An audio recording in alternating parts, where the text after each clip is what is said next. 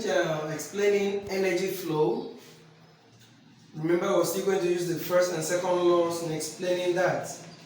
So using the first law of thermodynamics to explain energy flow here. As the producers convert the solar energy, solar energy here is what? It's a form of energy. The main source of this energy is what? The sun. Sun. S-U-N. The sun energy is the main source of this. And then the solar energy here is a form of the source of energy. So, as the producers, who are the producers? The green plants. When they convert the sun energy into solar energy, or when they convert the solar energy into useful energy for themselves, this energy is progressively transferred from one trophic level. What does it mean by trophic level again? From one level, the levels of pyramids, like we explained, to the other. So from one trophic level to the next, and so on. That's to say, transfers it from what the producers to the primary consumers, to the secondary consumers, and finally the tertiary consumers. That is what we mean by it transfers the level from one trophic level to the next, and so on. This means energy flows from producers, which is the green plants, to primary consumers, which is the herbivores, then to secondary consumers, the carnivores, and finally to the tertiary consumers in the food chain. So when the flow of energy in a food chain is in one direction only. Let's do that again. So the flow of energy in a food chain is in one direction only. So if it is in one direction only, what does it now mean? It means that the energy can neither be destroyed nor created, because that is what the first law here of thermodynamics states. So now let's use the second law of thermodynamics once again. The transfer of energy between trophic levels is not 100% or is not completely transferred. Successive levels have less of useful energy. Now, what does it mean by successive levels? This is a pyramid of energy. This is a pyramid of energy. So here we have, let's just use the grass. And here what do we have here? The grasshoppers. What do we have here? The toad. What do we have here? Here we have here what? The lizard.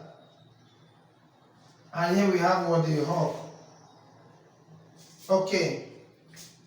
So let's take that once again so we understand this.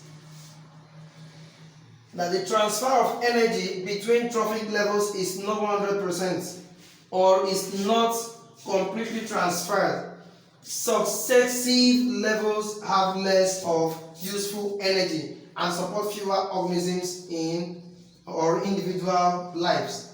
So successive levels have less of useful energy. Now, if this is the first level if this is the first trophic level, like we explained earlier, this first trophic level has what? 500 joules. The second level here is what we mean by successive levels. This one here is succeeding this one. This one is going ahead. So successively means it's going further.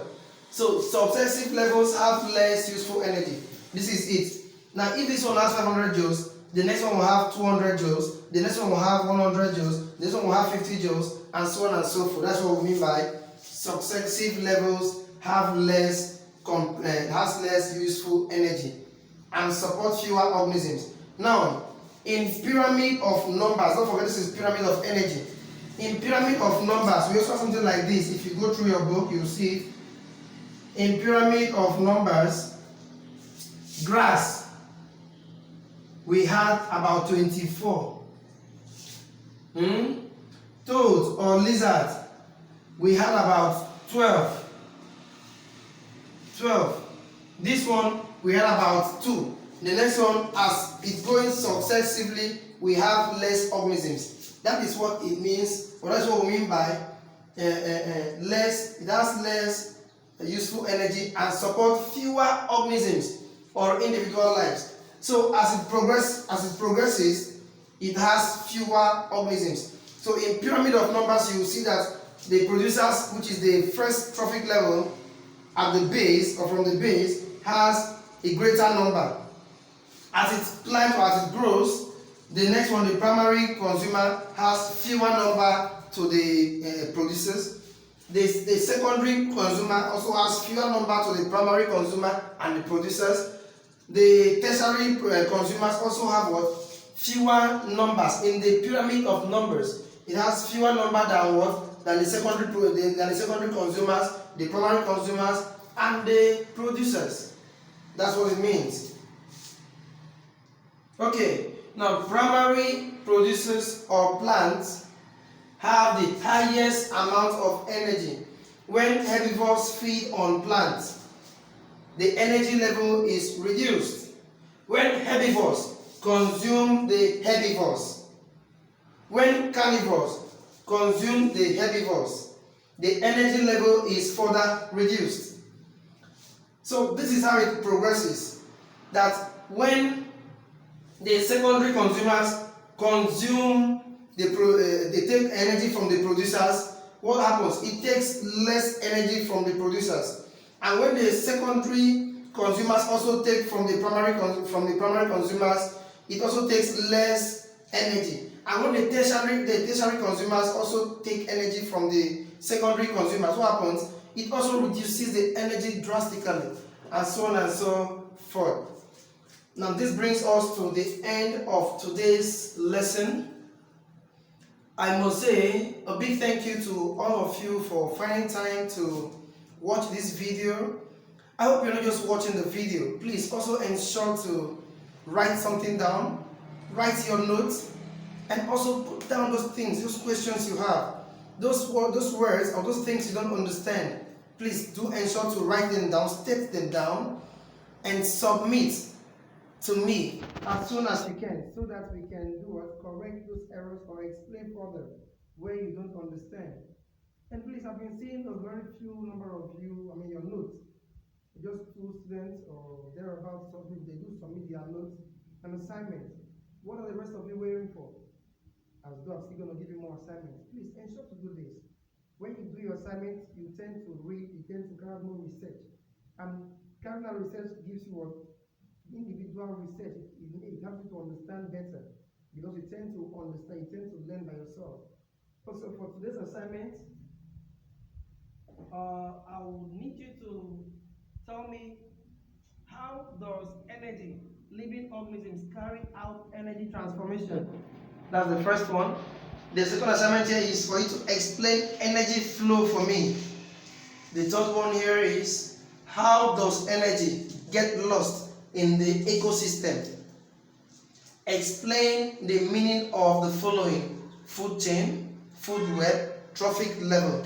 You can explain this using your own words. Your own words.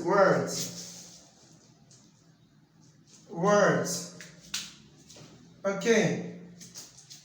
State the second law of thermodynamics, and then use the second law of thermodynamics to explain the flow of energy across different trophic levels in the food chain. Please ensure to do this for me and submit as soon as possible. Until we meet again in our next class, do stay safe. Thank you.